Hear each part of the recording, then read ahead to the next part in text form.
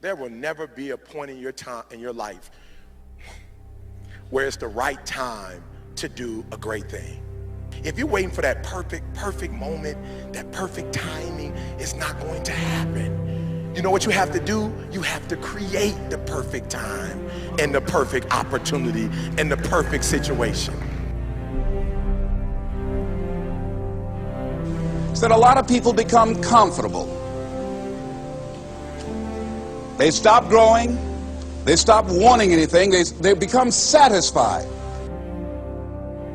People getting ready to go to jobs that they don't like. Jobs that are making them sick. You see, when you're not pursuing your goal, you are literally committing spiritual suicide. When you have some goal out here that you're stretching for and reaching for that takes you out of your comfort zone, you'll find out some talents and abilities you have that you didn't know you have. When the messenger of misery visits you, what are you going to do? What will keep you in the game?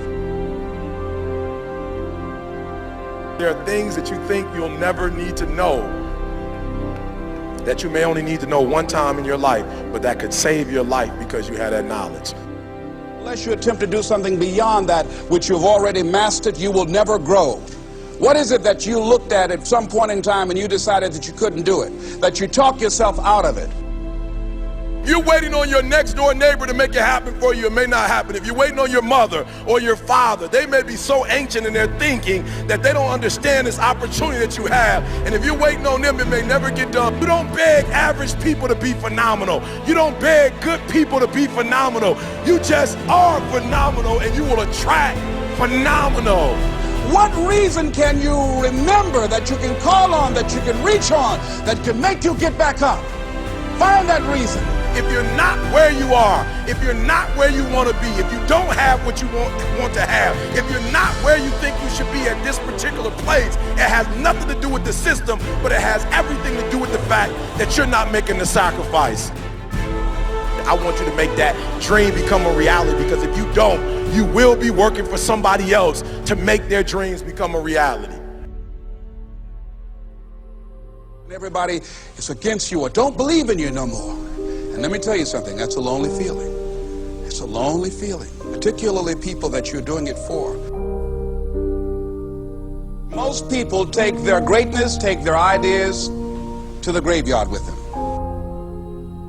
Listen to me, if it was easy, everybody would do it. There are people right now who are working who don't want to work. There are people who hate their jobs, but they keep getting up to do it. The wealthiest place on the planet is the graveyard. Because in the graveyard we will find inventions that we never ever were exposed to. Ideas, dreams that never became reality. Hopes and aspirations that were never acted upon. Question is, what are you going to do with your time? What drives you? And greatness is a lot of small things done well. Day after day, workout after workout, obedience after obedience, day after day. When things don't work out for you, when things happen that you could not anticipate, what are the reasons that you can think of that can keep you strong? You will never ever be successful until you turn your pain into greatness, until you allow your pain to push you from where you are to push you to where you need to be. Stop running from your pain and embrace your pain. Your pain is going to be a part of your prize, a part of your product. I challenge you to push yourself. See, it's easy to be on the bottom. It doesn't take any effort to be a loser. It doesn't take any motivation, any drive in order to stay down there on a low level.